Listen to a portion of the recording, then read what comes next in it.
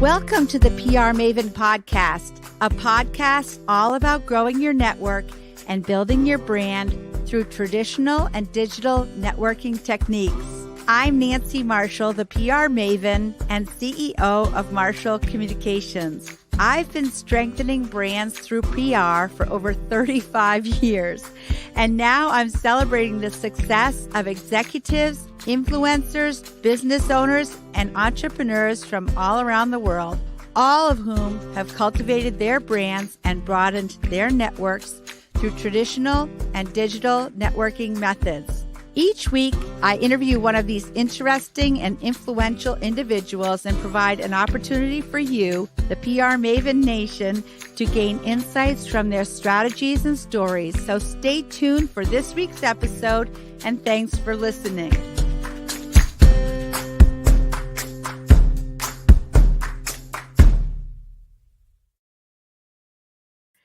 Welcome to the PR Maven Podcast, episode number 230, presented by Marshall Communications, creator of the Marshall Plan 65-Step Strategic Process. For those of you new to the show, I'm Nancy Marshall, your host and CEO of Marshall Communications, and I am very excited about my guest today. She's my friend from our exercise studio, Pure Barre, Mads Hanna. She's founder of Curated Compass. And I want to welcome you, and I'm going to say what your bio is, Mads, and then we'll launch into our conversation. Sounds great. Mads Hanna has 12 years of blended work experience across PR, copywriting, storytelling, and brand strategy. She has worked with big box consumer lifestyle brands like Unilever for frozen novelties and spreads, and B2C tech companies like Intuit QuickBooks, which we use, QBO. Yeah, that's right. She now runs her own remote, always brand storytelling studio where she partners with founders and small business owners to help them articulate their story and share it with the masses. And I'm so excited about learning from you today, Mads. Thank you. So excited to be here. Thank you for the offer. Yeah, well, tell me about your career and how you got into it in the first place. Yeah, so Madison, but I go by Mads. Right. It makes me feel nice and cozy. That was kind of like a new rebrand for me personally in the last few years. And I grew up with TV producer parents. So I grew up on a set. So I feel very comfortable here. Yeah. And I also did a lot of theater growing up. So yeah, love I don't this think stage. I knew that you were an actress. Oh yeah, give me a mic and I will light this place up, hopefully, with our audience here. But yeah, I grew up telling stories professionally, watching my parents do it, doing it on stage. And then, at 18, when you're told, hey, what do you want to do with your life? What's your major? You're in college now. You have to pick something. I was kind of at a loss. I mean, I knew what I liked in high school and you follow the steps and I loved art. But it was my mom that was like, would you consider PR? I was like, what's PR? What is public relations? And I was in Chicago at the time, and the major was public relations and advertising. So entered that. You get kind of set on a path. You got to get your credits and learn to love it. I think telling your story to the masses through media is really, really powerful. So I dove into that. And right after college, I went into a small boutique agency and then graduated to something more mid-size and then a global agency. So it was learning really hard, really fast. And yeah, Unilever was my big client at the time. And that is a big one. Huge. And so the frozen novelties, I worked with all of the ice cream brands. Magnum ice cream, Popsicle, Good Humor. Klondike bar? Klondike bar. What like would you those. do for one? Yeah, so it was really exciting because we were just talking earlier about having that parent brand name and then having these sub brands underneath it. How do you differentiate those? We're talking to different people, different ice cream lovers of all ages, right? All different types. And so that was really my first introduction to, how do we tell stories to people who want to buy one thing and want it to be the best thing, So it was really exciting and kind of wild. And I was going and flying all over the country and doing pop-up popsicle stands, talking to the people, talking to media, working in conferences. How do you tell your story on a big stage? And then, media. How do you create a brand story that will not only resonate with the journalist who knows what's newsworthy, they have a pulse, they know what's relevant, and then also make sure that their audience cares.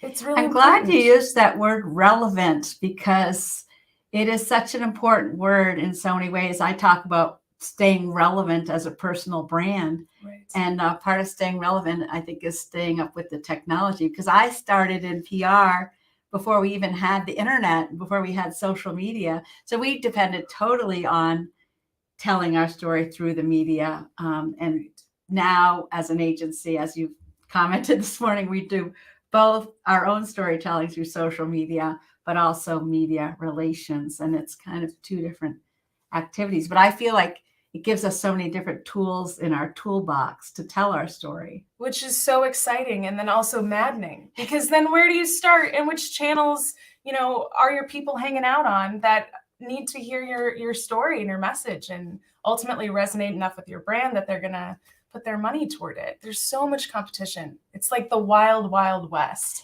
Yeah. And I also feel like if you're active on the different social media platforms, you kind of find your people on each one. Yes. And you almost have to approach each one differently. I think of them as different clubs, like one is the Rotary Club, one's the Kiwanis, one's the Chamber of Commerce. And you kind of have to act differently in each one, because they each have their own culture and their own ethics. But at the same time, your personal brand DNA has to be consistent. Right. So it's like you're trying to stay the same, but at the same time, you're trying to be different and meet the people where they're at and do it in a concise, simple, clear-cut way. It's so challenging. Yes, it is. It's very challenging. And, doing PR, I really learned the value of a tough sell, At one point with Intuit QuickBooks, I was working at their QuickBooks Connect conference. And initially, year one, I was doing the small breakout sessions and teaching everyday small business owners who flew in to learn all sorts of things about, money. There's so many different facets of money, right? And then eventually, the next year, I graduated to helping to support the keynote main stage content. And so I got to work with Dr. Shaquille O'Neal and Oprah, Simone Biles, Jillian Michaels, Tony Hawk, Malcolm Gladwell. And it was my job, my old PR days, of how can I get a Simone Biles to relate to the local florist down the road? Right. What can she say that's relevant enough to inspire this person to keep going in their business? Because I think Intuit QuickBooks is a financial platform to manage your money and your books. It's so much more than that, right? So how do we keep people connected, inspired, and feeling like they chose the right brand to put their money in? And so part of those keynotes was telling an even bigger, more exciting, high-level story with people they admire. Well, I love hearing this because, of course, I'm enrolled in Heroic Public Speaking right now, which is a program in New Jersey. Mm-hmm. I've been in it for 6 months now, and I'm going to be graduating next week, and then next month making my video to be a professional keynote speaker. So this is kind of my next chapter. And I will never be a Simone Biles or a Shaquille O'Neal, but there's a category they call a surprise and delight speaker, which is somebody who surprises the audience with their wisdom and their experience, and hopefully delights audiences. That's where I'm headed now. So I love that. I'll see that. My first year, Oprah was the 45-minute keynote stand and deliver speaker. Yeah. And there is a reason that woman is as renowned and, admired as she is. I mean, she stopped every single person in that room in their seat. I mean, they were hanging on every word. And again, she's working with a brand like Intuit QuickBooks, and we saw some alignment in who she is and her story, her message, what she believes, that we wanted to associate our brand with. And it was just amazing to have her there and to also be inspired behind the curtain, being like, wow, Well, Intuit QuickBooks must have had a pretty good budget. Oh, you wouldn't even know. Yeah, right. I saw an invoice. No, I'm kidding. Well, I'd love to know. Amazing. Fun fact, though, she flew out that night from San Jose, and guess who got to hang out in her suite? I was like, okay, great. Let's, see what's going on up here. The day's done. So that was kind of a fun You got to hang out with Oprah? The essence of Oprah. She had left the room by then and flew out for the night. But I see. So who managed her keys? Me. So I got to pop in there and leech some of that amazing speaker essence of who she is. Yeah, I love that. Yeah. So so you started in PR, but now you're really doing more branding. How do you define the difference between the two? Well, before we jump into the difference between the two, I'd love to talk about the bridge of how I got here and why I care. So for me, PR, I was eventually working in San Francisco and I got really burnt out quickly. I think agency life is fast moving. It's quick learning. It felt like a crash course every day and almost like a grad school program, especially working with all the different food and lifestyle brands and tech. But I got burnt out and I had to really take a step back and say, why does PR not feel like a good fit for me after 5 years? Why am I not excited to plan the launches, the parties, the conferences, reach out to media? And, I had to take a step back. And to do that, I decided to give myself an adult gap year, which turned into 2 years, in which I went abroad with a backpack. And this was pre-pandemic times, so remote working wasn't really all that well known or commonplace. So I was in Thailand on a beach, and I learned the term digital nomad, and I'm like, what does that mean? Can I become one of those? They're making money, drinking a Mai Tai from their laptop, So as I took a step back, I was like, I'm not excited to go back into PR anymore, but what is it about communications and storytelling that I care about?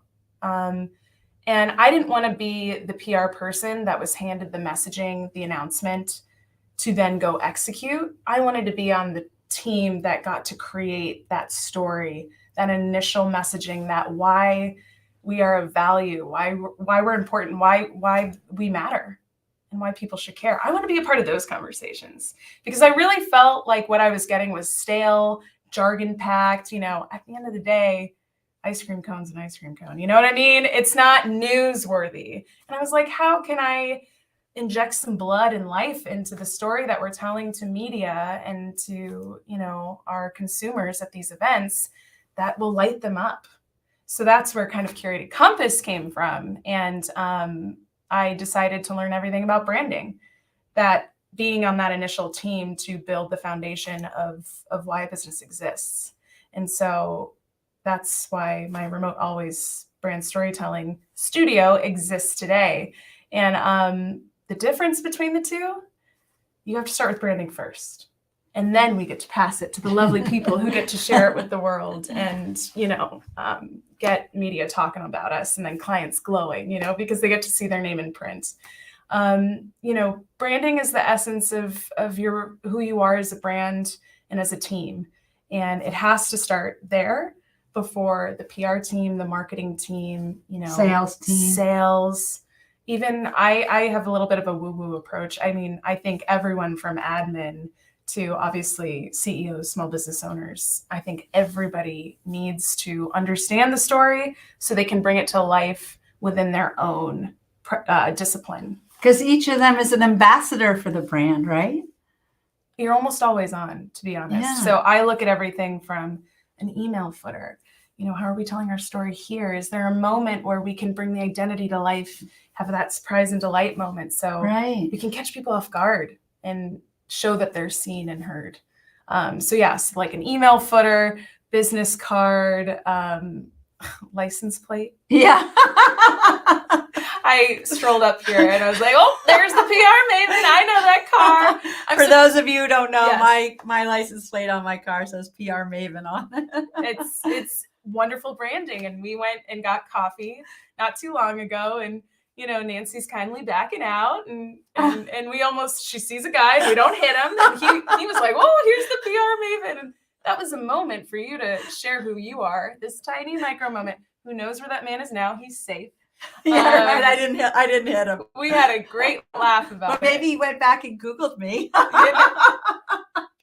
That's And you. hopefully I showed up in a variety of places. You made him laugh. You made him feel comfortable. Yeah, I said, "Oh, I didn't ruin your day by running you over." And he's like, well, so it's little moments like that with that care and intention of how can you tell your story in a way that can bring people in and you don't even know it. Again, who knows what will happen with that. But it was for me a new relationship we're building. And I loved it. It was really nice. And now I get to see you and be excited. You know, your car. That's great. Well, one of the things that I'm talking about in my keynote, which I'm developing, is how you never know where a relationship will go, but you have to just kind of go with it. And it's one of the great and wonderful mysteries of our lives to see how these relationships unravel, and some wither on the vine and go away, and that's okay. But some, you never know. Like you and I might go to Thailand and have Mai Tais together. Who knows? Is that a formal invite? It's so fun. Yeah, agreed. Yeah, relationships are, you hear currency, which feels more transactional. But I think to your point, it's about value. And I think storytelling outside of a brand perspective has been at the cornerstone of every culture since the dawn of people and language. And stories are what make us feel connected to one another, to ourselves, and to our surroundings. And, at this point, it's micro moments that we're not even conscious of anymore. But, the lives that we're building, it's the story that we're telling. So what are you going to surround yourself with? What are you going to put out there? It's so important. Yeah, well, I mean, we've seen each other at Sugarloaf also. And as you know, I was part of the Sugarloaf brand story for so many. I still am, actually, because I consider myself a Sugarloafer. But it's brilliant, I feel, how they've created this community of raving fans who literally, well, they all drive around with the Sugarloaf sticker on their cars. And they wear, I mean, I wouldn't be surprised if a lot of them have tattoos of the Sugarloaf logo, but they wear a lot of logos. I'm sure they're out there. Yeah, I'm sure we should probably do a little research on that. Hey, that'd be some great social storytelling of here's how people feel about us and identify with us. And, I was just thinking about this, just speaking of tattoos, I have a anatomical heart. Someone's like, oh, so you wear your heart on your sleeve. And I was like, I wear my heart on my sleeve. Like, wow, I was able to put that out there. And I think the work that I do is very feelings driven. And it's a lot of heart work and hard work. That's a good There's one. A bumper sticker. Yeah, right. I mean, slap my own logo on it. So, yeah. So you talk about how you need to breathe storytelling into your business. What do you mean by that? So breathing is constant. We couldn't live without it. It happens subconsciously, unconsciously, while we're asleep. We don't even notice it anymore. And so just like you having your PR Maven on your license plate, that's making sure that you're represented at all times within the world and how you move. It's, having this banner. It's a banner right behind us. You're giving people the opportunity to take in here, who you are. And it's this logo this is someone approachable, someone who's excited to be here.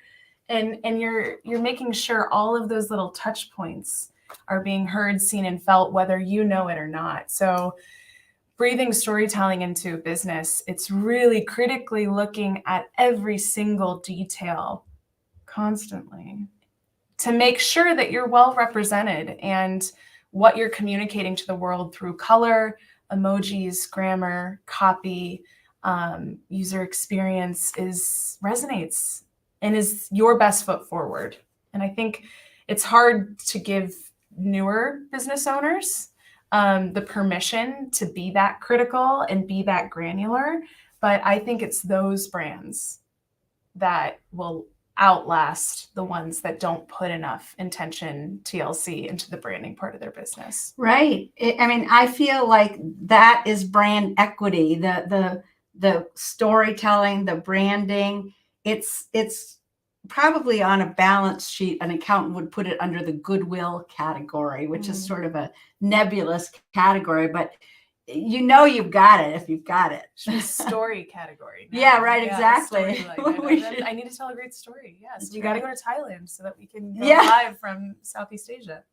Storyline. No, I'm kidding. Just an idea. I do like the food too. Yes, who doesn't? Oh, and the prices? Amazing. Yeah. Noodles for days. So what exactly is brand storytelling? So there are so many ways to approach brand storytelling. Are you familiar with Donald Miller Oh, yeah. and Brand Story? There are certified brand story guides underneath his program, and it's very formulaic. And he takes a very, formulaic approach of you have a hero, they have a problem, and you go through it that way. It's a journey. For me, that's very important. And most people tend to think of brand storytelling as just messaging, the words that you say. But I'm a hand talker. My little theater's coming out. Get rid of the chair. It's okay. And imagine you're stuck in an elevator and there's a group of people, and eventually you're like, we're not getting out of here anytime soon. So everyone takes a seat and you take a breath and you look over at the person next to you and you say, so what's your story? You get this classic question, right? And the words that come out of their mouth is not the only way in which they're sharing who they are with you and their story. It's their eye contact. It's how they lean in. It's how they smell. It's their humor. It's the cadence of how they speak. It's their intonation. It's all of these small things that make us utterly human, have blood running through us. And I think a brand has a DNA just like a person. Oh, and yeah. I think it's nuanced, and it's an art, and it's a little scientific. But I feel like your brand story needs to lead with your identity, followed by your voice, the messaging, and then the audience. So for me to nail those 4 foundational pieces in a really distilled, high-level, full-of-life way gives your team the confidence to execute. And it doesn't keep you in a tiny box, because if I say that Curated Compass has a really spunky, curious, and strategic identity, and I define that, and I have a brand story map, and it shows you the feelings that people feel when I show up as a spunky person, this charismatic, lighthearted person. That's part of me telling my story. It's sharing who I am. And the biggest challenge, once you nail those 4 things and create that story, is teaching it to your team so that they can identify with it, and teaching them how to implement in admin roles, sales, marketing, the CEOs, co-founders, whatever.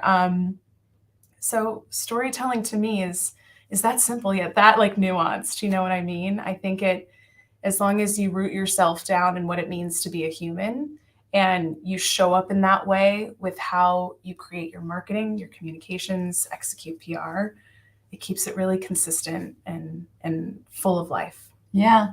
Yeah. I love that, because when you talk about what it means to be a human, I mean, we all started as a baby in our mother's arms, and our mother gazed in our eyes lovingly and said our name. And then from then on, when we hear our name, it's like it almost brings us back to the first time we heard our mother say our name with so much love and adoration. Right. And it's so beautiful, because as humans, our stories evolve. You and I have shared personally about how I landed in Maine. It's not things that I necessarily planned. And, it's me, Mads, my personal story. But so much of who I am is built into my business. And the experiences that I'm having, on Zoom, and then after hours, and working out in a class at 5 a.m. and striking up a conversation, it changes us in small ways, and then other times in big ways, like when I got burnt out in PR and decided I'm actually going to do branding and focus on storytelling. That's where I want to be. So I think the challenge is for everyday brands is our stories evolve. And so how do you keep up with evolving like a human as a brand? It can be a lot. Yeah. It's exciting, but it can feel like a lot. Yeah. So that's why I like to work with entrepreneurs and founders who want to dig deep and want to go there, but they feel overwhelmed. Right. Yeah. Because I I've been an entrepreneur for over 30 years, and there's a lot to think about every day. Yeah, a lot of therapy hours, Bill. Yeah, I feel you.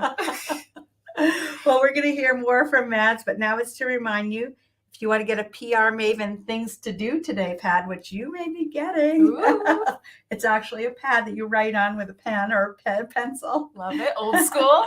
You go to prmaven.com/giveaway and submit your mailing information. And we're going to send it to you in the mail, like the U.S. Postal Service mail. Amazing. And we'll be right back after we watch this short video. Sprague & Curtis is a locally owned real estate company. We're primarily focused in central Maine. I got excited about Nancy's book because she's so well known in the area for her marketing and branding techniques, and we're always looking to expand and learn and grow, and so a lot of us here at the office decided that we wanted to read her book and learn some new techniques. It benefits Sprague & Curtis to have a large brand and audience because there can often be multiple years between transactions with clients. So it's important to network with them and stay in touch with them in those in-between periods. And this book really helped us learn some techniques and methods to continue to do that. We organized a small book group with Nancy's book with brokers in our office this winter to share information and remind ourselves how important it is to always be working on our network and continually reaching out to our customers. Platforms like social media are important in expanding your business, but equally as important are handwritten notes, cards, letters. She inspired me to send her a note of appreciation, just thanking her for the book and her insight. In reading Nancy's book, I was excited to look to continue to grow our brand and our audience. I think she does a great job of motivating us. Nancy's book really helped me learn a few things in marketing and branding and how important it is to stay on top of reaching out to clients periodically, staying top of mind, providing useful information, and really telling our story as a company.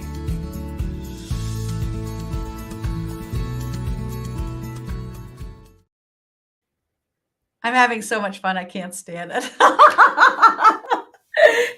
So welcome back to the PR Maven Podcast. We're talking with Mads on the PR Maven Podcast now.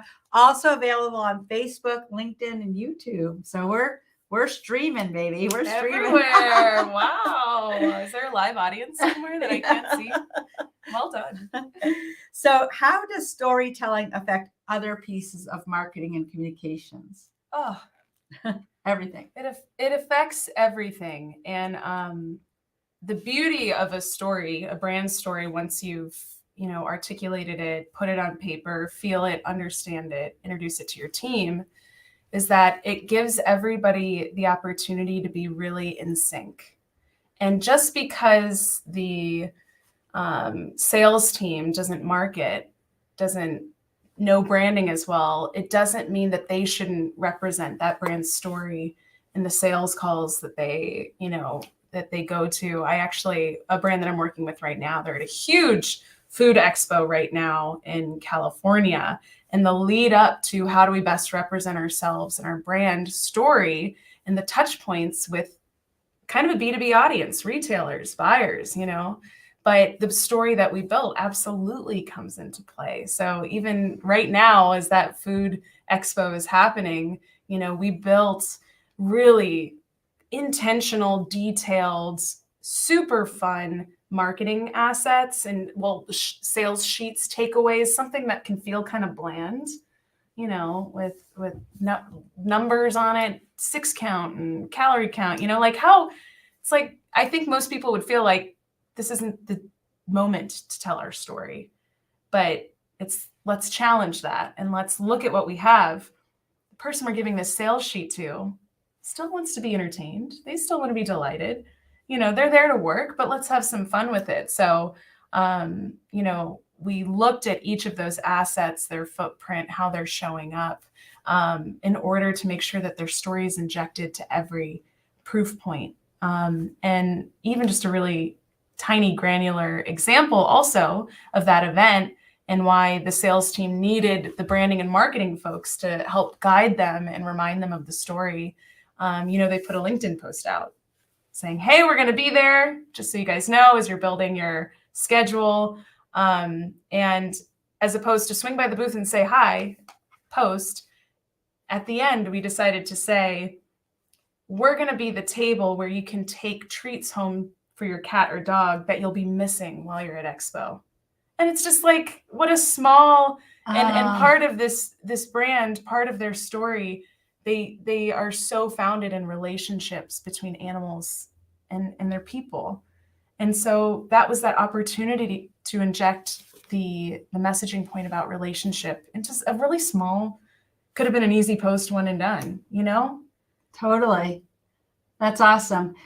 I want to look up this LinkedIn post. So what's the name of the company? They're called I and Love and You, which is kind of a mouthful, but it's like the Avett Brothers song. But yeah, they're based out of Boulder, really crunchy, holistic, super fun loving, humorous pet food brand out of Colorado. That's great. Yeah. Well, I think trade shows are a great way to communicate your brand because obviously, well, for one thing, as a PR person, I think there's probably going to be trade media there. Oh, yeah. Yeah. So if you do something clever like that, I call that guerrilla marketing, actually, you can really get the attention of the trade media. Yes. And even because they're going to be busy and have a tight schedule, what's a mailer, a good old fashioned mailer? Like what can you send in advance of that trade show in order to make them feel a certain way of, wow, I feel seen and heard. I'm going to have to go and find this brand, find these people to connect with. That was so nice. And I learned a little bit more about them. That's your story in action. Yeah. I'm glad you mentioned a mailer because mail is less used now in the era of social media and email and everything. And I believe that you really can differentiate yourself by using the mail, whether it's a handwritten note like the people from Sprague and Curtis wrote to me, or, a thank you note in the mail, or a mailer in advance of a trade show. So it's wild. The old school ways of communication are now ways to stand out. Yeah. But I mean, isn't that how the world works a little bit with trends and reminding people that you can do it differently. Right. And sometimes that's the old school way, and how nice, Yeah. So, well, and I think that's what branding is all about, is differentiating yourself in a crowded field, especially when, there's a lot of different brands that are all competing for share of mind and share of heart. Yep. So I keep liking a brand to a person. You hit such a good point on differentiation and how your story is an excellent tool for that. Right. For those of us in the modern dating era who have to put ourselves out there currently, you can go on so many dates with people, and, I really like my life. I love how I've set it up, and I love what I'm doing every day. And so it's going to take a certain person to really show up and capture my attention, speaking candidly, and it's so congested online, the world of online dating. There's inventory. So in order to even stand out as a person, you have to know yourself and be able to have comfort in sharing who you are. That's memorable. Right. Well, we could have a whole other podcast about that topic. After dark. Girlfriend. Yeah. So why is it important to be consistent in branding? Oh, consistency. So it's the same in any human relationship. When someone kind of flips the script on you, stops showing up, you feel unsafe. You feel confused. You have to do more work to understand. And with this one short life that we have, people don't want to be doing that. So it's the same with a brand and how they show up in a very crowded market. I think there's such a trend, especially with Gen Z coming up behind us, about, socially conscious purchasing, thinking about the environment. Yes, Amazon will always be there, and it's quick and lots and, a lot of production. But I do feel like specifically in the B2C realm, people are more intentional with their purchases. And so they do more research on brands. And so they want to see themselves in a brand, and they want to know that they can trust that brand. So how it feels to get an email that, there's filler copy at the bottom that a brand didn't catch. We're harsh. We're like, that's lazy, or that shouldn't have happened. If customer service slips up and, it makes it feel like something's your fault, or they didn't do everything in their power to help support you, that's a ding on the brand. So if you have these inconsistencies with, we have this beautiful website and this is what we're going to do for you, but then these other hundreds of touch points throughout the life cycle of working with that brand, if it's not consistent, you're going to lose the trust of the people. Right, exactly. And they have options. Yeah. So consistency is incredibly important. They can vote with their dollars. And I will say with storytelling, because you have so many people within a business sharing your story, like I said, in every touch point, maybe touch points you haven't even imagined before,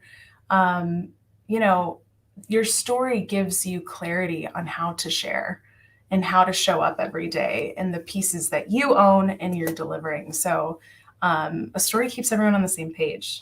It also helps with word of mouth marketing, which is actually the most powerful kind of marketing, because your brand ambassadors have a story that they can tell to others who are like them, who are most likely to want to do business with that brand. Absolutely. Yeah. And even, talking about word of mouth, reviews are an amazing place to see how well is your story sticking. Yeah. What are people actually saying? What's resonating with them that you already put out there?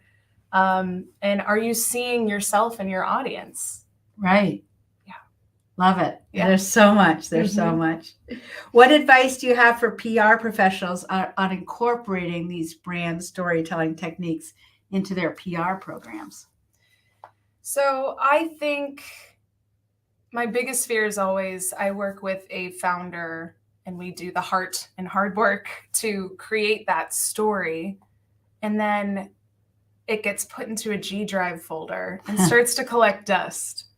It's not used. It's not utilized. It was a great exercise. We're all feeling good, but your story is an everyday action, telling your brand story. So printing out that story, having reminders at your desk, your desktop, before you go into that brainstorm meeting to creatively figure out, the next PR activation, brand angles, or PR angles that you're going to pitch to media, root yourself in that story. Remind yourself, just freshen it up so that you go into that space knowing we're doing the best we can to be as true as we can to who we are as a brand. And our ideas are going to be birthed from that foundation. So it's really important to just, you think you know it, but it tends to fall off the radar. Yeah. So familiarize yourself, refresh it. If people are throwing out wild ideas, say, but does this map back to the story? It's a really nice, like Switzerland kind of way to say, if it doesn't map back to this, it's not who we are. And we shouldn't do it. So it does give direction, which can be kind of nice. Yeah. Because you feel like you're floating or where to start. It's like, let's start here with our story. Yeah. It's literally the foundation. I love that. So is there a book, an app, or a podcast other than this one that has helped you in your career and your job and your life? I thought about this. There's so many wonderful resources, but I recently listened to an audiobook called Cultish. I think her first name is Amanda.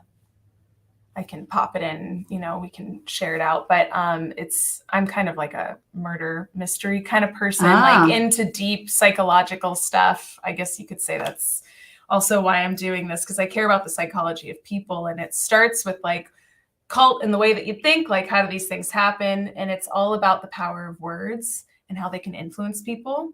And there's a section in the book that talks about cult brands. So Soul Cycle, these people where it's more than just the thing I buy, it's my identity. And it is not a book of how to take advantage of people and do that, but it talks about the power of language and what a responsibility it is as a storyteller to ensure that you're showing up fairly and giving people their own mind, but just about communication and kind of the dangers of it. So that's kind of like a really fun read for me, kind of heavy, but really important to remind myself of, why storytelling is powerful. Yeah. And then another book is The Defining Decade by Meg Jay. I read this in my 20s, and it's about your 20s, and it's about being curious and trying lots of things. It's what led me to my shift between PR to branding.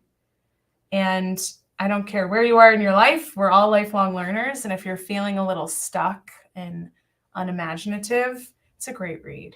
That's great. Well, we started out this conversation talking about staying relevant. Yes. And I think so much of staying relevant is continuing to learn. Agreed. I mean, I can never say, oh, I've been doing PR for 40 years, so therefore I know it all and I'm done. No, I'm learning every single day. I'm learning from you. Yeah. I learn from other audiobooks and podcasts and magazine articles, news. Yeah. And something sparked you wanting to be a speaker and adding that to your repertoire of what I care about and what I want to understand and get better at, and it's important to keep an open mind. That's right. I think it's because I get so enthusiastic about what I've done for my career, and I just want to share that joy. I want to be like Marie Kondo and spark joy. But you've sparked joy for me, Matt. So thank you. How can people get in touch with you if they want to follow up? They can come to Pure Bar at 5:45 that's how Nancy and I met. On 4th Street in Portland, Maine. Yes, that's where we are currently. We'll be there. Yeah. If not there, then LinkedIn. I'm on LinkedIn quite a bit. Yep, there's my name. And I love come into my DMs and let's chat. And I post tips and advice on how to give your brand a pulse, mostly through the power of language and copywriting.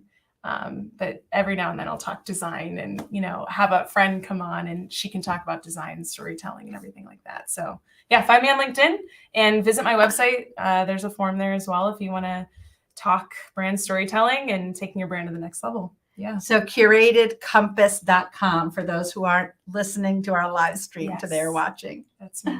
Yeah. Well, Mads, this has been just so great. And I think we're going to have you back because I think there's so much we could talk about. Thailand version. Yeah, right. I'm really looking forward to it.